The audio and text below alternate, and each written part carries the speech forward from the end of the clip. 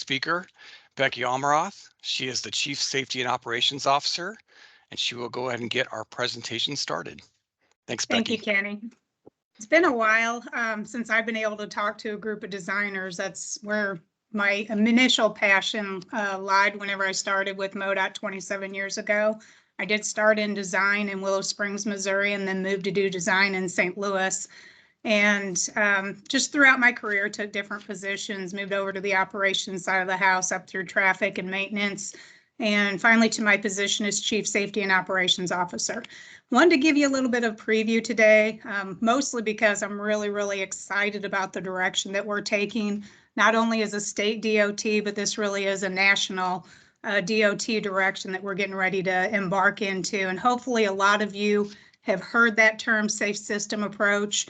But we have really been digesting what that safe system approach means and how we can incorporate that at MoDOT and make it a little more simple to understand and digest whenever we're kicking off and scoping a project and getting ready to design one. So in a nutshell, I want to tell you a little bit about that safe system approach. In my mind, it's about time. And I've spent the majority of my career really looking at the highway safety side of the house and being reactive and really talking to our motorists and begging them to try and change their driver behavior. And that works to a point, but we are dealing with human beings. And when you're dealing with human beings do make mistakes. So that safe system approach is just a new way of thinking. We still want to try to change that driver behavior, get people to buckle up, phone down, slow down, not drive impaired. But when human beings do make mistakes, we want to be able to accommodate that as well. So that new way of thinking is really anticipating those human mistakes and then lessening those impact forces, whether it be through our design of our highways, the way that we operate our system, items or features on our roadsides. There's a whole lot of things that we need to start considering. So our highway safety section has done an absolutely excellent job of taking everything within that safe system approach, along with a couple of other federal highway programs, and putting it into one easy to use document. You're going to see a lot about this today. It's a new SAFER document. That SAFER is Safety Assessments for Every Roadway. So very simple to use document. It's broken up into 8 different sections, and those 8 different sections, it ranges everything from roadsides to road surface to vulnerable road users to our TSMO actions to roadway visibility. And each of those 8 sections within this document, very easy to use. You'll see that each of those sections has between probably 5 to 15 different questions that you ask as you're scoping a project.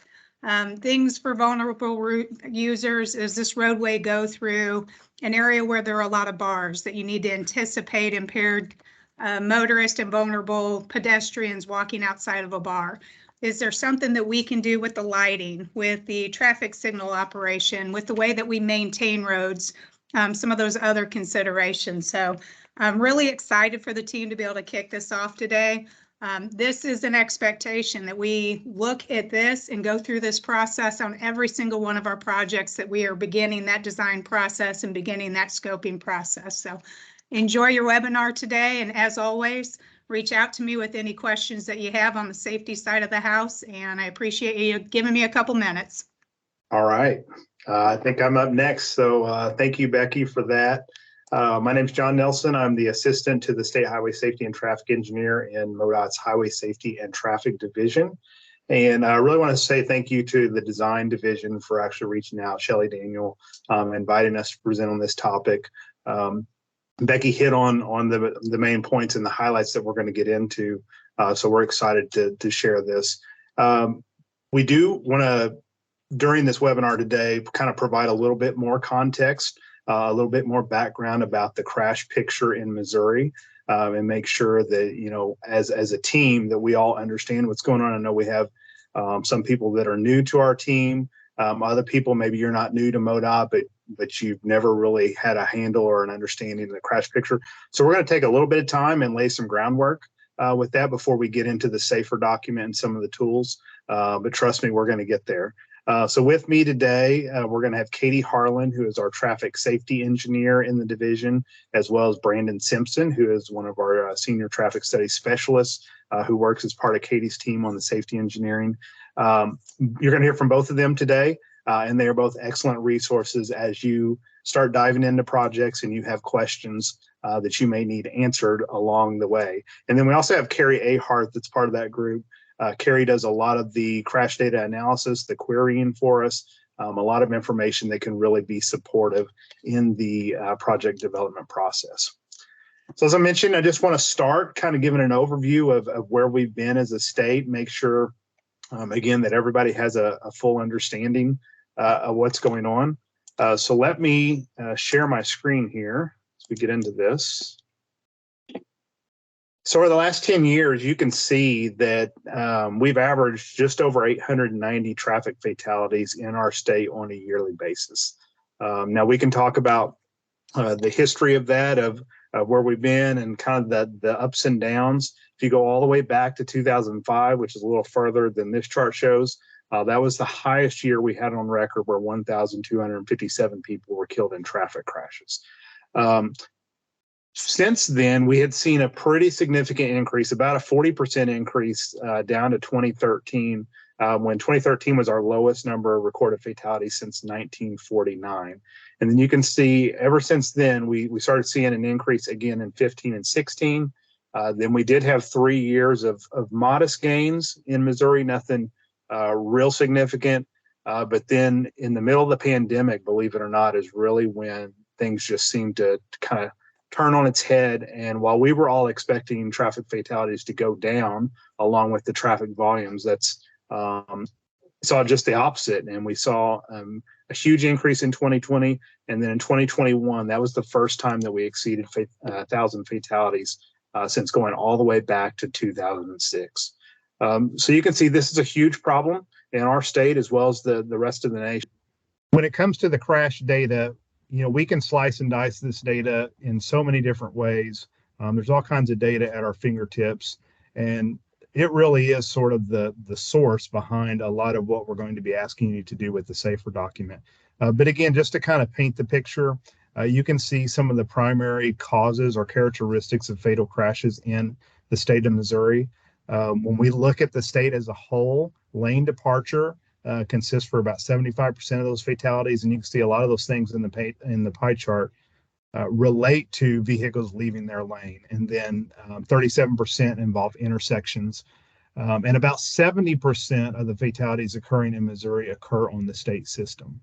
Now, when we look at that state system a little bit further, we can break it down and see that 57% of the state system fatalities are on our major roads. Another 38% are on our minor roads that are over 400 vehicles a day.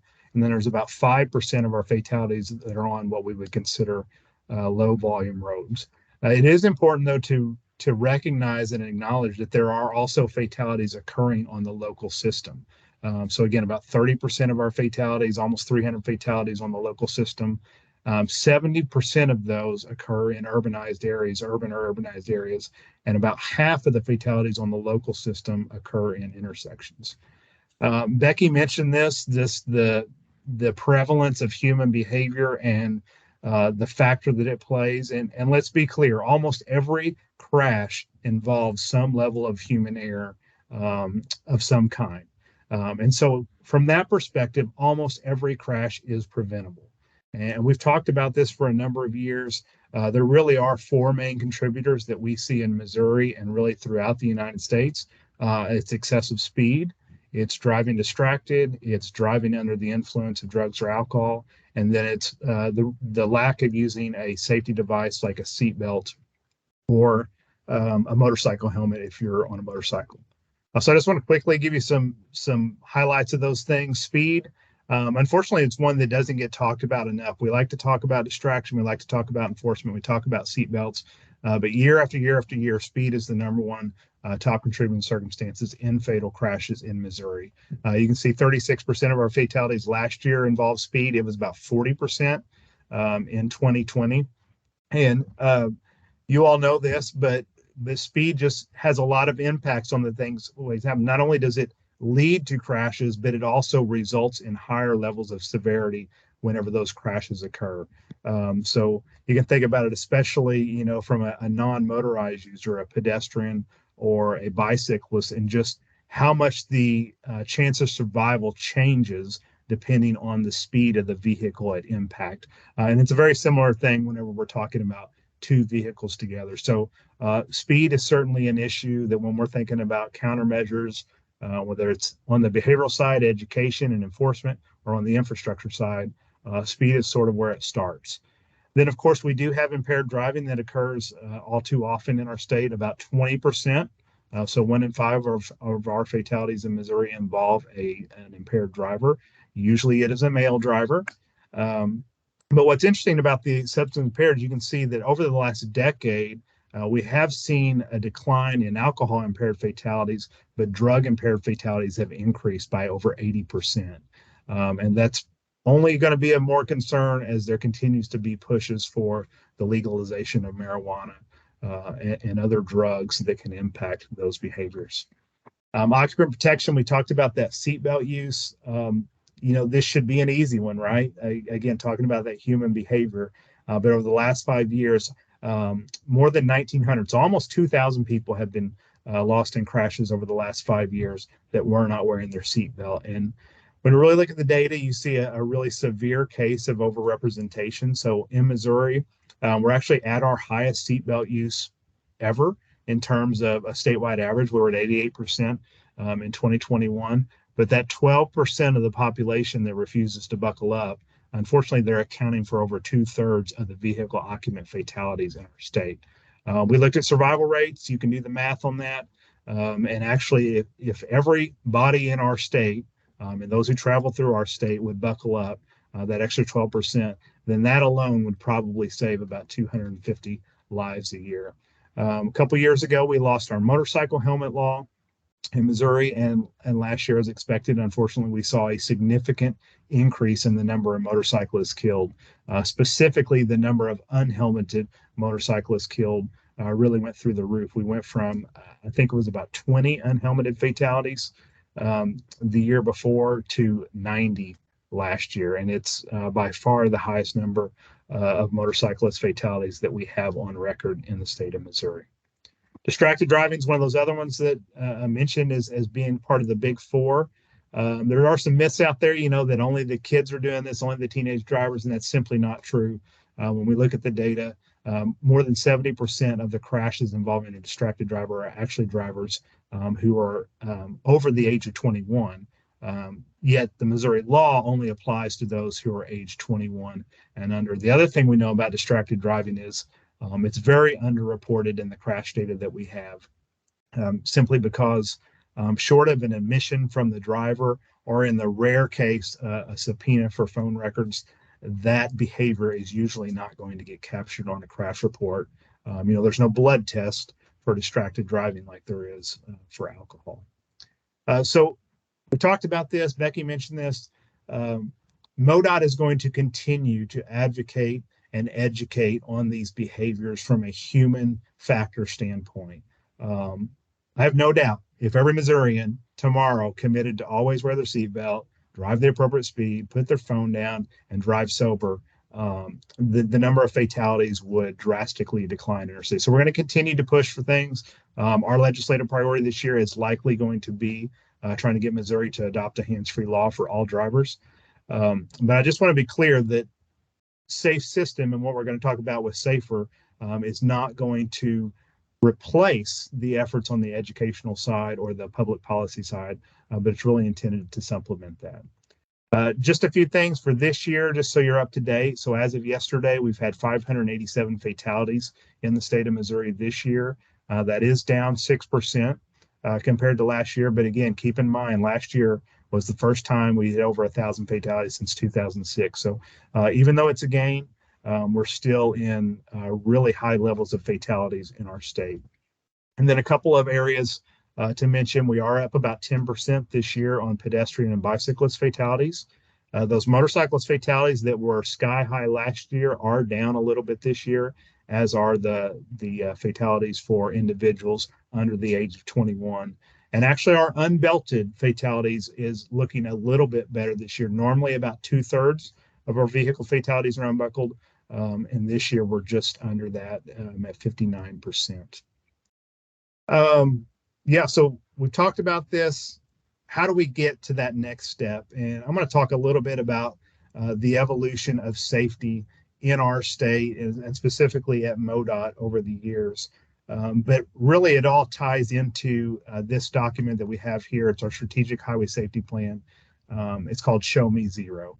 And what Show Me Zero does is it really emphasizes these 4 areas that we've talked about, the buckle up, the phone down, the slow down, the drive sober.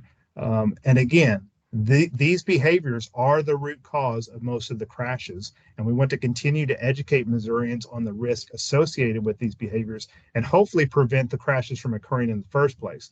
But, and this is a big but to think about, we know that this is not something that will change overnight. It's a big ship that we're trying to turn around. And for some people, their behaviors are never going to change despite the known risk and the possible legal ramifications for some of these behaviors. So that puts us at a crossroads on what do we do with this, knowing that those human behaviors are going to continue out on the roadway. Do we simply let it go and accept the fact that people are going to die using the transportation system? Do we just say that's the cost of doing business, that hundreds or even 1,000 people are going to die every year in Missouri? Or do we embrace this shared responsibility to create safer roadways, knowing that people are going to continue to make mistakes? And so we look for ways to minimize those consequences. And that's really what Show Me Zero is built on, the fact that both of these things come together. We do have to continue to educate Missourians on the role that they play in the safer roadways. But at the same time, we also continue looking for the ways that we can improve the system such that severe crashes are minimized. So I thought this would be helpful just to kind of show how we're evolving, because what we're doing here is we're not necessarily removing and replacing the way we do safety analysis. It really is an evolution.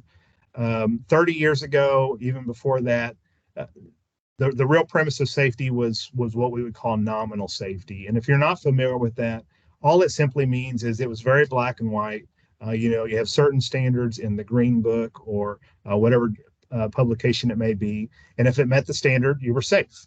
And if it didn't meet the standard, it wasn't safe. And so it was just kind of a line in the sand. You're either safe or you're not. There was no continuum. And over time, that has gradually begun to change. We started looking at crash history, crash data, doing some hotspot analysis as data became more available through crash reports with the Highway Patrol. And that allowed the DOT and other agencies to identify intersections or curves or corridors where maybe a higher frequency of crashes were occurring. But then in the early 2000s, maybe mid 2000s to some extent, a new approach kind of was introduced, sort of like we're talking about now, a new approach being introduced. And that was considered a comprehensive approach. That's when Strategic Highway Safety Plans, or SHSP, was first implemented in the state of Missouri and in other states. And it really talked about the 4 E's of safety. That was education, enforcement, engineering, and emergency services. But the idea was, again, this comprehensive approach that it's going to take multiple layers in order to help reduce fatalities. And to be honest, it worked. It worked really well for about a decade there. And like I said, we saw about a 40% reduction in fatalities in the state of Missouri from 2005 to about 2013. Around that same time, really in concert with the SHSP, MoDOT started implementing what we call a systemic safety approach. And what that did was move the shift away from the hot spots, the crash history, instead of chasing these dots and then looking at, well, what are the types of systems that these crashes are occurring on? So instead of just looking at, let's say, cross-median fatalities, for example, we had a cross-median fatality here on I-70, we had one here on I-70, we have one here on I-70. Instead of just hitting those few spots, what the systemic safety analysis said was, we know these crashes are occurring on divided highways with median widths so wide and then traffic volumes exceeding X number of cars per day. And so what that approach did was it just blanketed those things that met that system, that criteria with that countermeasure. So in this case, guard cable went out on all of I-70 and I-44. And immediately we saw significant gains and reductions in the number of crossbeam and fatalities in our state. We've done similar things with rumble strips, chevrons, paved shoulders, high friction surface treatments, lots of other ways. And systemic safety continues to be sort of a core element of our safety program. And then in 2009, 2010, maybe 2011, somewhere in there, MoDOT was one of the lead pilot states for adopting the Highway Safety Manual put out by AASHTO. And that really began to quantify the impacts of safety improvements. So no longer were we just looking at crash data, putting some countermeasures out there, but we were actually beginning to predict or estimate what we thought the reduction in fatalities would be as a result of a particular countermeasure. This allowed us to start doing some benefit cost analysis, things of that nature, to really understand, okay, when we spend $1 on safety, what is the return we're getting? And so I think it's important just to kind of understand this history and this evolution that we've seen, because as we talk about the safer document and the safe system approach, that's really how I want to encourage you to think about it. It's not, okay, we're done doing this stuff over here. We're done with systemic safety, or we're done with Highway Safety Manual.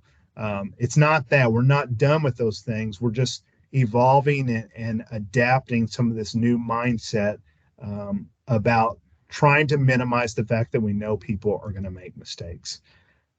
What's really exciting is over the years, through this progression of safety analysis, a number of proven safety countermeasures have come into light. In fact, Federal Highway currently recognizes, I think it's 28 different strategies that have been proven, and most of them MoDOT has implemented in one way or another. So this evolution that we're talking about today in regard to safety is not so much about the treatments themselves, though there are sure to be some new strategies down the road, but it's really about how do we best apply those treatments to the maximum extent possible within the context of our project to get the biggest bang for a buck. And, you know, I think what we're recognizing is that we're in a position today that we have not been in for some time, able to do more with the resources that are available to impact safety to a further extent. You guys have done an incredible job, honestly, over the last few years, maximizing the amount of safety funds that have been distributed to the districts, estimating what the benefit's going to be from that, and making sure that we're getting the most out of those dollars. But what's exciting is that thanks to the Senate bill that passed here, as well as the bipartisan infrastructure law, the amount of funding coming to the state, and specifically coming to safety purposes, is higher than it's ever been. So accordingly, the commission has significantly increased the amount of funding dedicated for safety improvements in the STIP quite a bit over the last 5 years. At one point, we were at about 25 million was getting distributed. Then it went up to 35, and now they've essentially doubled that. And then on top of that, we have the open container money. So really exciting time. We've got this influx of safety funds available to us. Like I said, we're going to continue using that data-driven safety analysis, but now is our chance. Now is our opportunity to impact projects throughout the STIP beyond those that are just driven by a purpose and need of safety. And I know that we've been doing that to some extent within the confines of the resources that we have. But now that those resources have expanded, what we're really wanting to do is start looking at, okay, every single project, how do we look at this? How do we find the opportunity to improve safety as we go along? Now, this new approach, this level of safety, it is intended to be scalable. It's intended to be incremental. We realize we cannot bring every roadway up to an interstate standard. That's not feasible, and that's really not the goal. But the goal is to make improvements where we can that fit within the context of the project, and incrementally and collectively over the course of 400 projects a year, those improvements are really going to add up and address issues on the system throughout the state of Missouri.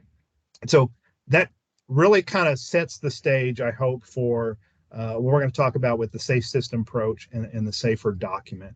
So Becky talked about the safe system approach. Really at its core, it's what we've been talking about here, particularly from a perspective from the DOT. We're going to do what we can with the resources we have to mitigate the potential for crashes, serious injuries, and death through infrastructure improvements, while continuing to educate Missourians on the risky behaviors. So it's built on 5 underlying principles. Hopefully you can read those okay on your screen. But it starts with just saying, hey, no death on our system is acceptable. And then acknowledging, as Becky mentioned again, that humans make mistakes, and that when we make those mistakes, that we're vulnerable to injury. Safety is a shared responsibility between the user and other entities like ourselves, and then we want to be proactive rather than reactive. And then you can see the 5 different areas of consideration that the safe system addresses. And for us, we actually have a hand in all of these 3 different programs at MoDOT, but for really what we're talking about today with SAFER and the STIP, we're primarily going to be talking about the safe roads and to some extent the safe speeds. I'll close with this. I'll try to share a little example of how I picture safe system working in my head. So when I was a kid, I grew up about 2 hours south of St. Louis along Interstate 55.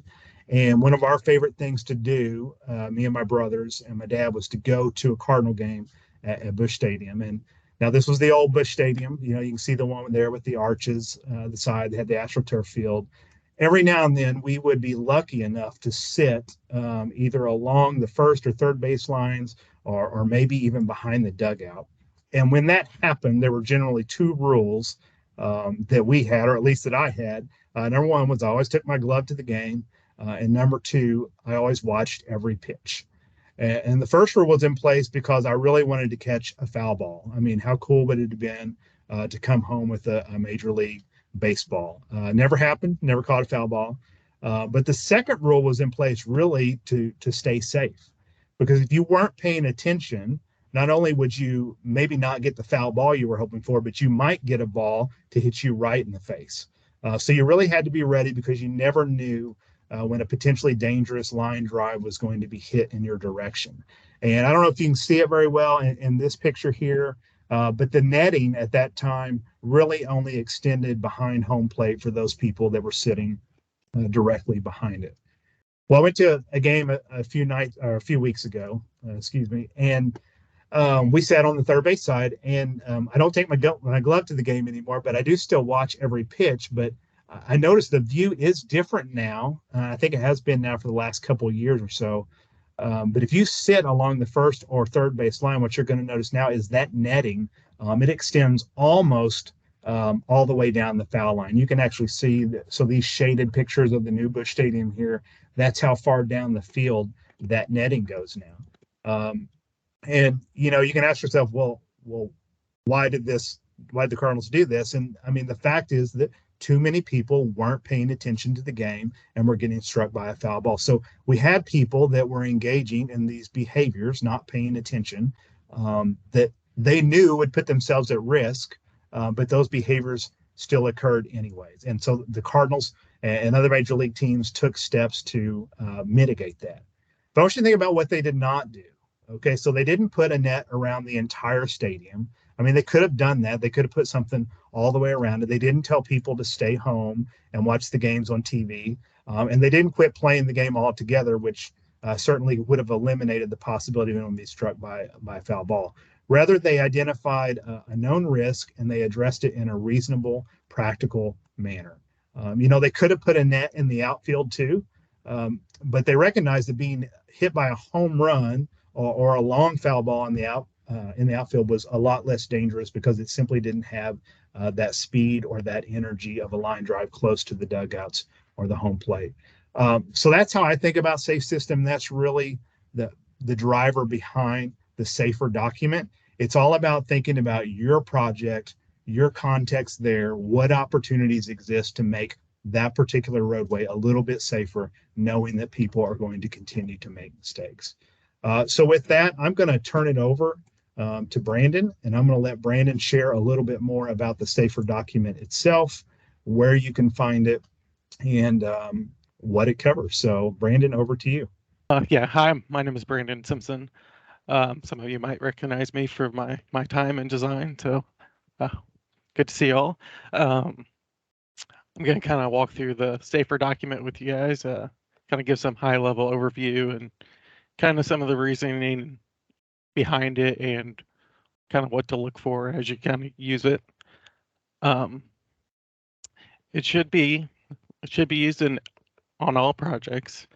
It's not just for safety funds. And I think this is kind of important to keep in mind. When incorporated across our entire system, even minor safety improvements can have a huge impact. You know, I know that's something that might be something that might seem kind of insignificant now, may save someone's life at some point anywhere on our system. They are 8 areas of focus. One of the plus one kind of miscellaneous that doesn't really fit into any of the other topics. It kind of allows us to ask the right questions in our core team meetings and throughout the program delivery process. You know, with a lot of the new staff, and maybe the right staff isn't available for those meetings, it at least gets questions in front of you that gets you to kind of start thinking about safety. But with that, it should ideally be brought up in our scoping process. But there are other areas that it can be used and should be used, because again, you could incorporate, you know, even minor changes and it might save a life. So the first area is access management. Proper access management allows for free flow of traffic, and it reduces conflicts through the corridor and minimizes crashes, while still allowing access to businesses and other land uses along the roadway. Some examples of that are proper spacing of driveways, intersections, and interchanges, and then also limiting control of the access or controlling access. You know, there's 2 examples here. You know, instead of having a string of driveways along a roadway, you can have it connect to a local road, and then you only have one access to the interchange. And then here's another example of it getting combined. You know, you have three driveways that can be combined into one. I know that might take some coordination, but those are kind of best practices, and a good resource for that is in the EPG category 940. The second focus area is the roadway alignment. You know, I thought this was kind of an interesting statistic. 31% of fatalities last year in 2021 occurred within a horizontal curve. That's quite a lot, and I think that's something we could definitely improve upon. You know, part of that is kind of looking for substandard geometry, substandard curves. Look at your super elevation, and also evaluating horizontal and vertical sight distances. You know, removing those obstructions that may be within the roadside. The main area for this one is in EPG 230. And this is a kind of a huge, this would really surprise me. 46% of fatalities occurred after dark in 2021. So I think part of that is kind of, you know, make sure we have proper delineation, proper lighting, make sure pedestrians can be seen, or eye lanes and medians can be seen, evaluate signing along roadway. That's one of those maybe some kind of more minor cost items. Improve delineation. Maybe look at signal backplates if you know you have a signal that is less visible than others. The next area is reducing roadway surface, and you're kind of looking to reduce roadway departures from the roadway, keep the car on the road. Some ways to do that is through improved friction, high friction surface treatments, maybe chip seals, rumbles to alert drivers, shoulders, give a good recovery, and curve widening. If you see a lot of off tracking through some of your site visits and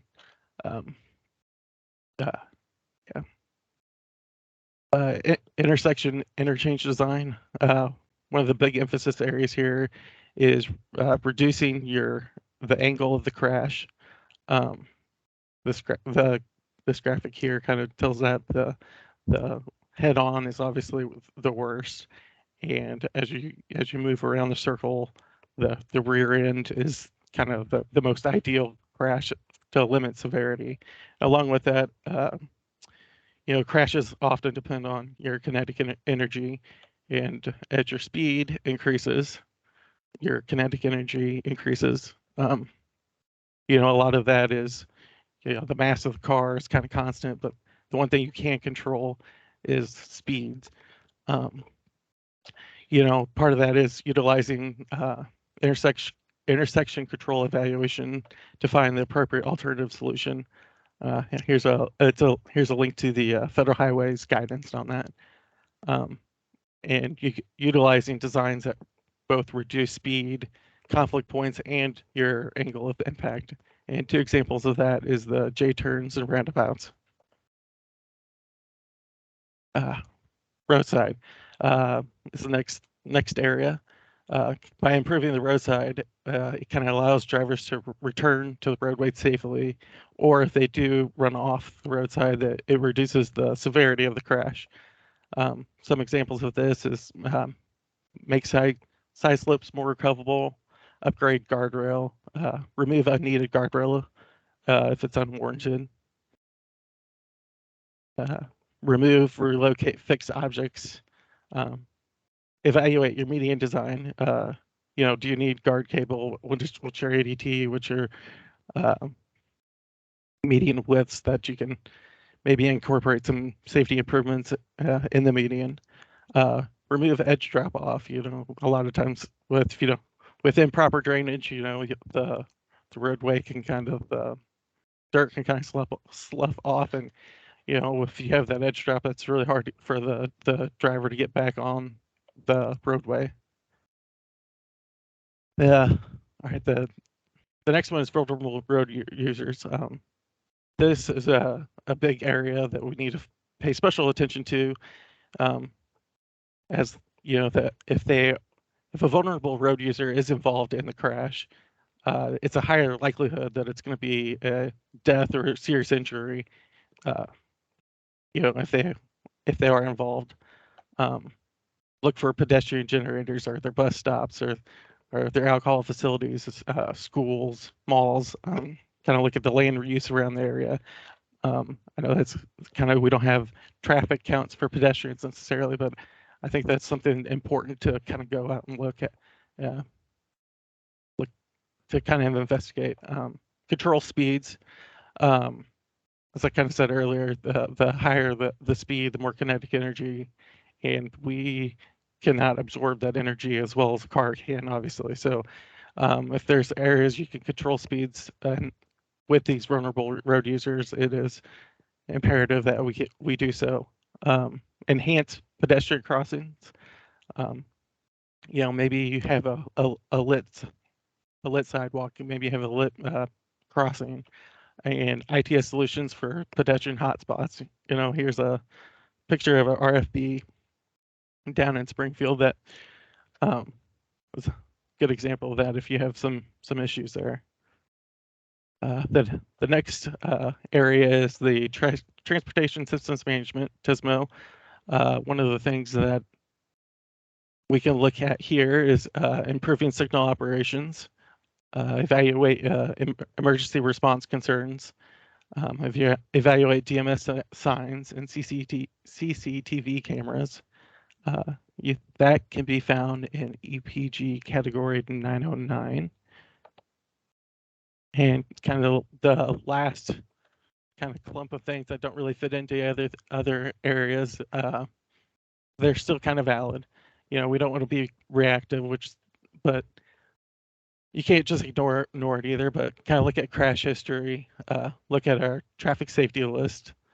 Are there safety concerns received throughout internal or external customers that have kind of been brought to the program delivery team's attention? And at grade railroad crossings, are there opportunities to improve safety there that we can incorporate? And with that, John Sanders, the Southwest District Design Engineer, has volunteered to share some experiences he's had with they had in Southwest from using this document. And with that, I'll turn it over to him. All right. Well, good afternoon, everyone. I'm John Sanders. I'm the District Design Engineer for Southwest District. And yeah, I'll tell you a little bit about my experience with this document at our recent Stand Up for Safety Day. Of course, Stand Up for Safety Day, July 21st, 2022 day, we spend focused on safety. We had our entire design department together for this meeting, along with our planning department and the right-of-way department. And we had a few others from our other departments as well. And we took the opportunity really to introduce this document to our folks and to focus on safety of a roadway in our vicinity. We started off with a quick discussion about the initiative, the document and the additional funding and things like that that have been discussed already in this meeting, about adding safety to every project. We handed out that document and we talked about how they could use that document during our core team meetings to spur discussions, ask questions, to lead us down a path of making that roadway and that project safer. And then we divided up our big group into 8 different teams, and we did a field check. We went out to the highway and did a field check. We were actually having this Stand Up for Safety Day, in an urban area, and so we were really close to the intersection of a couple of state highways, and those highways actually have projects on them for some safety and operational improvement type projects that are already in the STIP. And so this made it a good opportunity for us just to send everybody out there and let them utilize this document and do that field check and see what ideas they might come up and generate to make that stretch of the road corridor safer. We kind of thought of it as as a mini road safety assessment. And after all, that's what the document is, a safety assessment for every roadway, right? So we had our designers, technicians, project managers, we had utility folks, planning folks, our right-of-way folks all together. Again, a good portion of the core team to do this field check. And we strategically put all those folks into those 8 different groups. So we had a good mix of employees, in each of those groups. And so the four teams, we kind of sent them out one each direction from the intersection, and we asked them to walk about a half a mile stretch of that corridor. And the first 4 groups, we basically told them to look for the roadway features. Again, we only had a limited amount of time here. We had about 30 minutes that we had dedicated to this in our Stand Up for Safety Day. So we asked them really just kind of focus on the roadway features there. Things such as the access management, the roadway alignment, the roadway visibility, some of those kind of things. We told them, of course, they could look at some of the other things as well if they wanted to. If something popped out at them, go ahead, write it down, make a note of it, definitely. But we really wanted them to zero in on the roadway features and what could be done to make that corridor safer for vehicular traffic.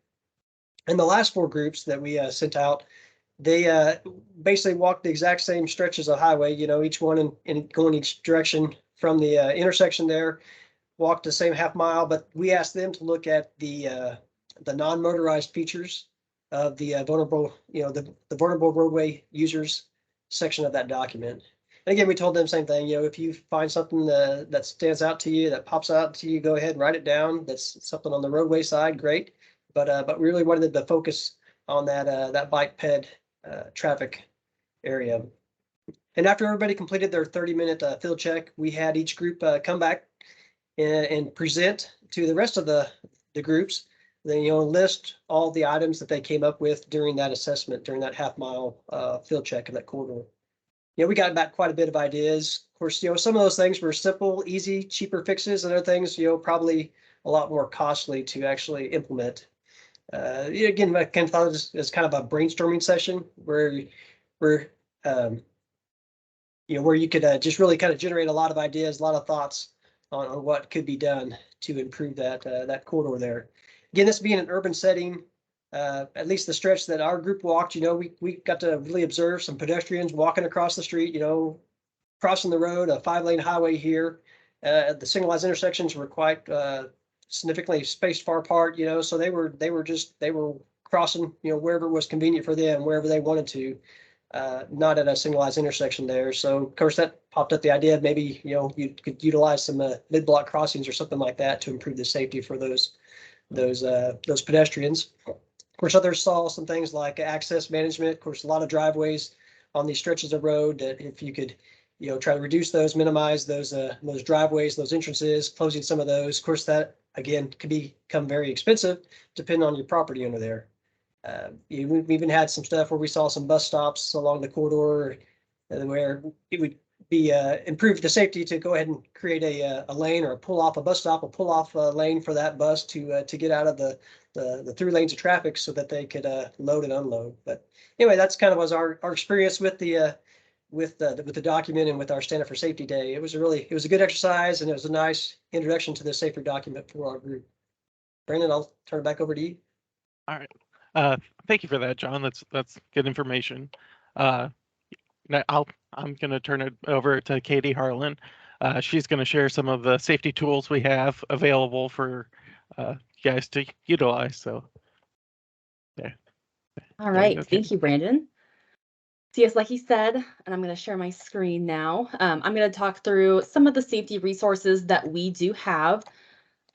So starting first, there is an EPG section, which is 907. It's been mentioned a couple times today, but it's all about traffic safety.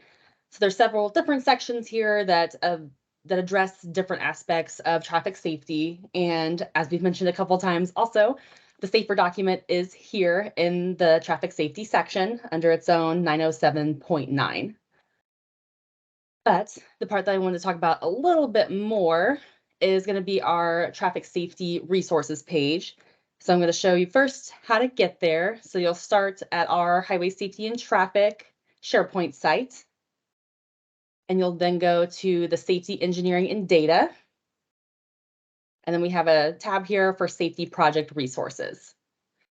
And so there's several different things on this page that are available to everyone so that they can have the best analysis for your projects, and just a lot of different tools and references that we think would be helpful. So I'm going to talk through a little bit of this. So I know John, throughout his presentation, talked about our Show Me Zero, the Strategic Highway Safety Plan. And so that is linked here, as well as our Save Mo Lives website, which has several different tables and such on it that can be switched and changed. Carrie Ahart does a lot of the updating for that as well. And so some of the tools, though, that we have, I'm going to first talk about the estimators.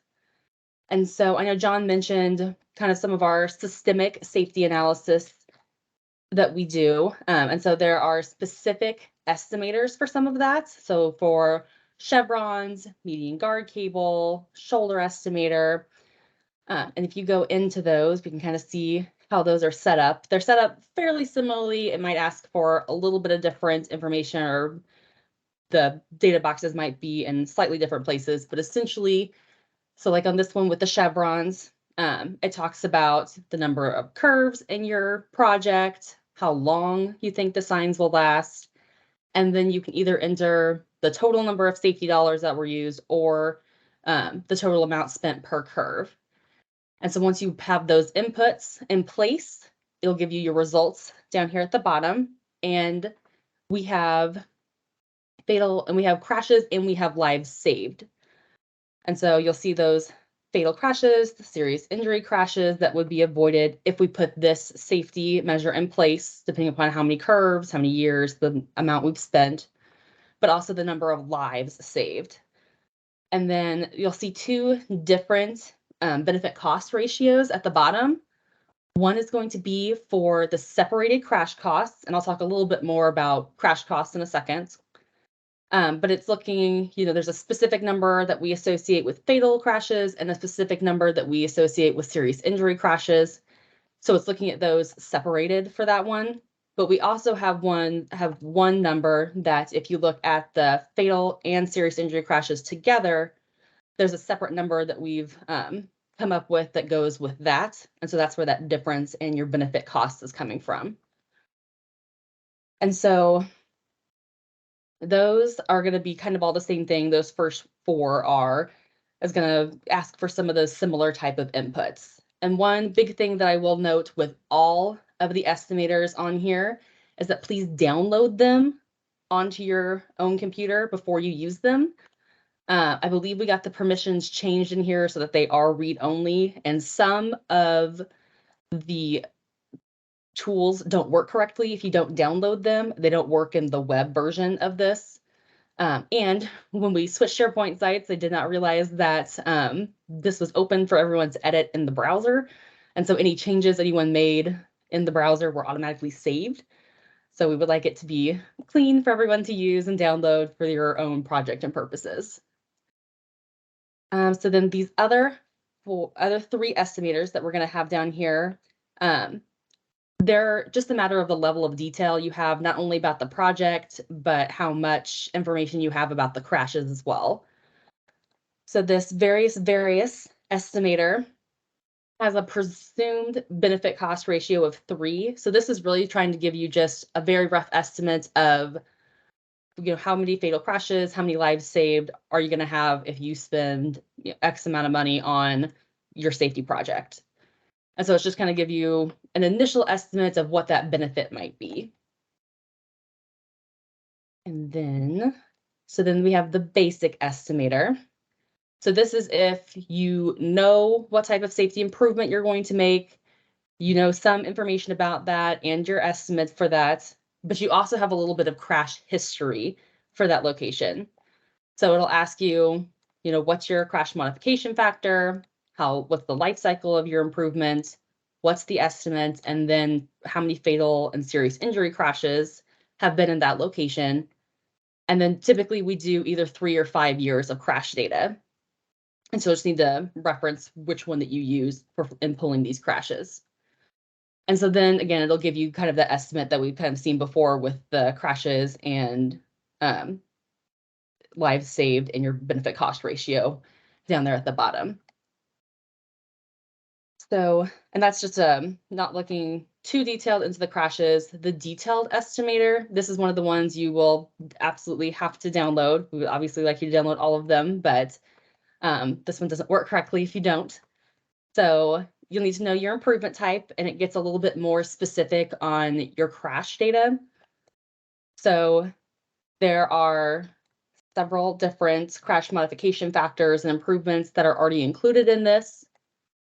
And so you'll decide on if you know your improvement type, you can pick from the drop-down list, and then this will be a little bit more specific within that category. And then you have your estimated life cycle and your estimate of your cost.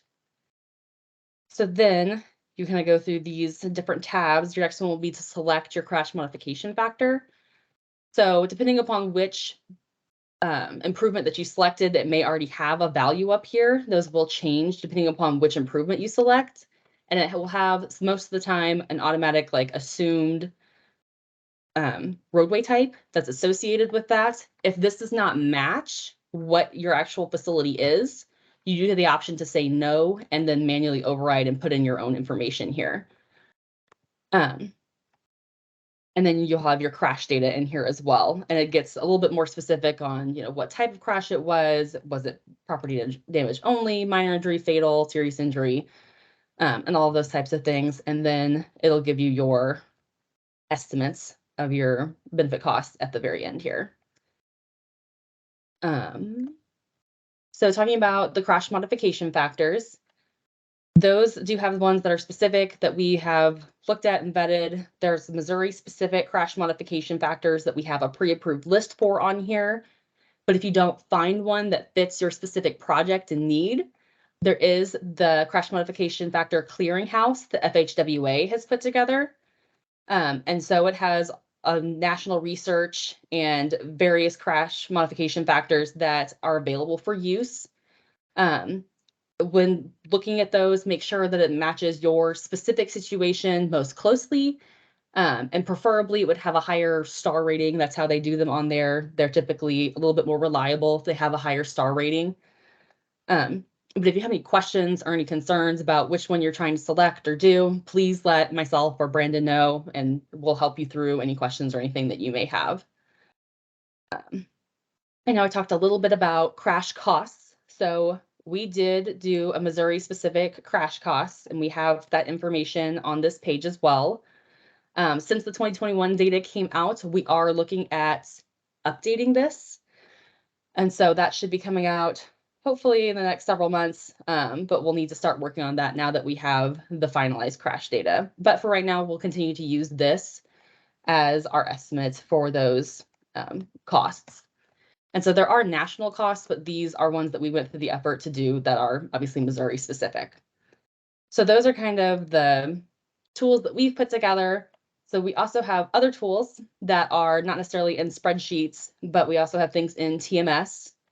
So we have the crash prediction tool in TMS, and I'll pull that up. And so that is based off of the highway safety manual, and it's specific to Rule 2-lane roads.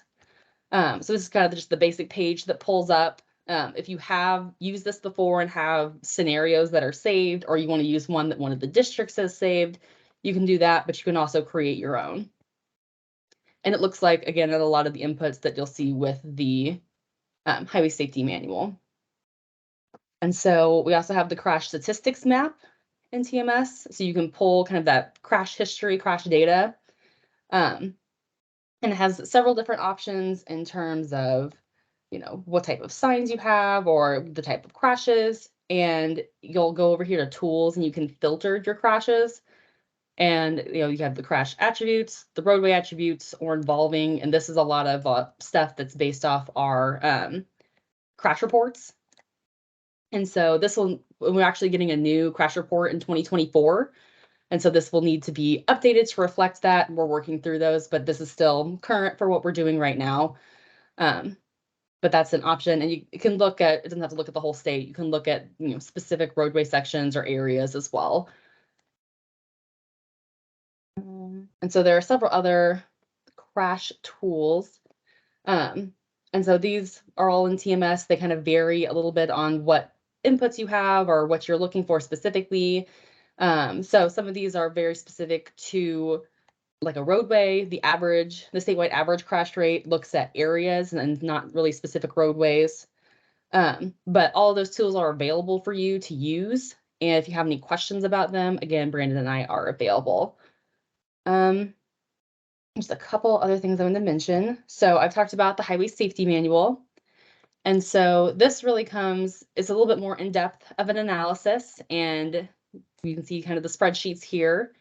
They're going to depend on what your roadway facility is going to be a big part of the highway safety manual analysis.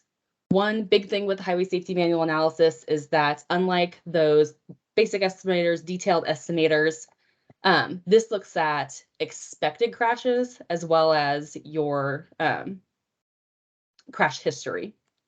And so, you know, we've heard different comments and things about, you know, my safety project doesn't have any benefit because there's no crash history. Well, that's not necessarily true. Yes, there might not be any crash history there, but it doesn't mean that your safety project and your safety improvement doesn't have any benefit.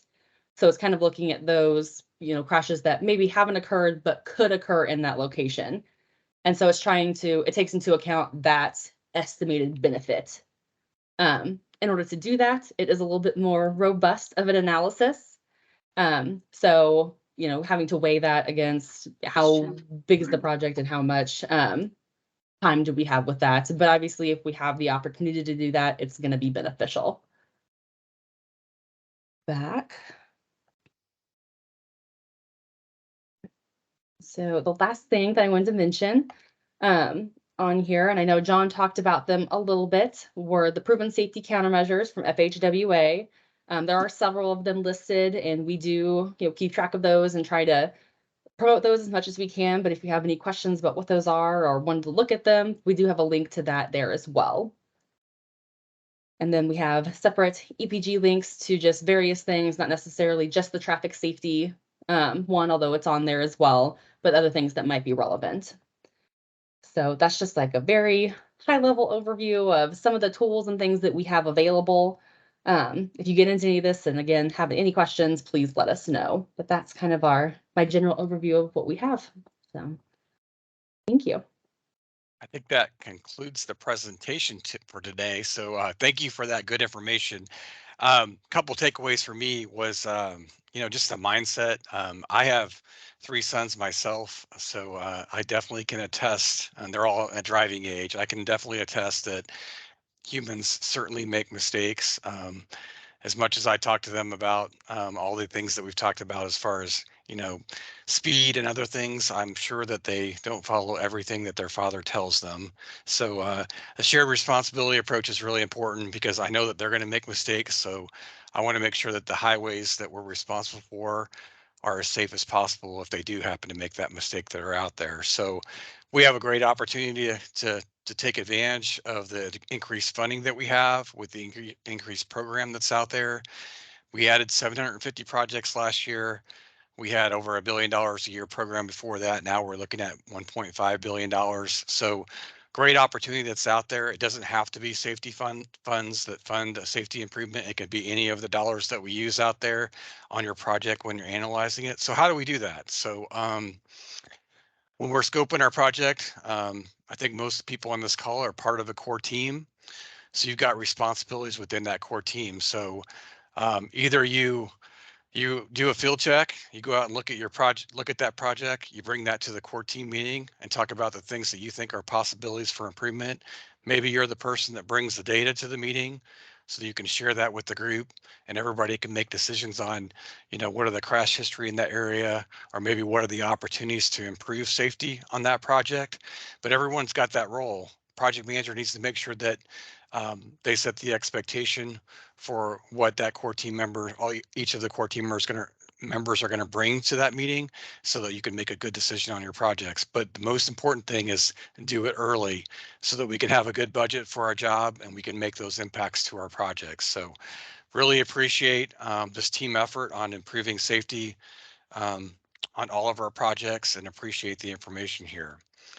So at this time, we'll go ahead and take questions from the chat, or if you want to ask a question verbally, you can raise your hand. With the reactions, you can just raise your hand there and we'll look in the chat for any questions.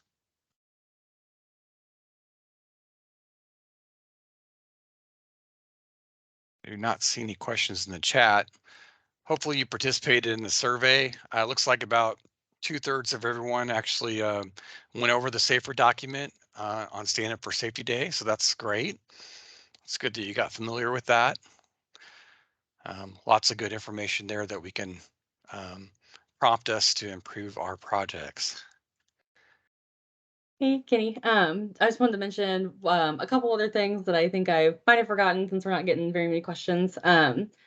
Just so everybody knows, we did get the notification from the Highway Patrol that the 2021 crash data is finalized. I think I might have mentioned that in passing, going over some other things. But with that, I just wanted to make sure everybody knew, and we'll be getting some things out since that has been finalized.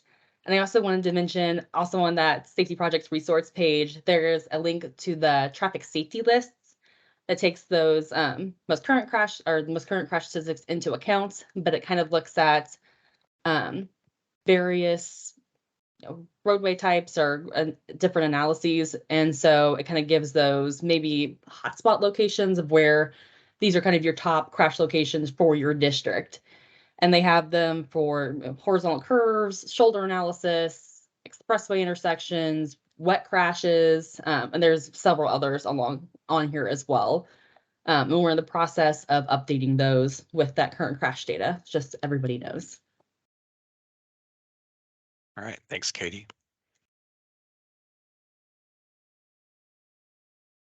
I think just one other thing I wanted to mention is if you all have been involved with, the last several years. You know that 3% rule has been brought up before, where your project, overall program for your district cannot increase more than 3%. We understand with inflation that that's pretty hard to keep up with. Plus, we've had a change in condition with the amount of funding that we have available to us now. So we might have cut back on the scope to the point where we weren't able to do some of these safety improvements, as many of the safety improvements as we could have in the past. But that's really a change in condition now. We have additional funding that we can apply to these routes, whether it's an asset management project or a really safety focused intersection improvement all the way through that. Obviously we can't do everything on every project, but certainly lots of opportunities within these prompts in the safer document that we can go ahead and try to apply to our jobs. So again, I just want to encourage everyone to go back and relook at your projects, make sure that that scope is good and ready to go forward so that we can really share in this responsibility to improve our system. All right, I still do not see any questions, and no one has their hands raised. John, do you have anything you want to say to close out before I do my closing? Sure, and I don't know if you can see the slide I just put up, but first of all, I did want to say thank you to everybody on the call, not just for listening today, but the only way any of this stuff happens is the work that you all do and the conversations that you have and the considerations that you discuss and analyze as a group. So it's not lost on us that all the good safety work that's been done over the last decade or two and going forward is really a result of the project team. So thank you for your work in that. And the last thing I want to mention is we would love to see you if you're available in Columbia on September 27th through 29th. We have our annual highway safety and traffic meeting. Fantastic opportunity, not only to hear about the engineering side, but there's enforcement sessions, there's education sessions as well. And just a really good chance to network. And if you need them, you can get 15 PDHs while you're there. So registration's open for that now. The easiest way to get there is just go to savemolives.com and you'll find a link on that webpage. They'll take you to the conference site. You can see the agenda and the speakers and everything there. But otherwise, Kenny, thank you all for inviting us to do this. And once again, thanks to the teams for all your work to make Missouri safer.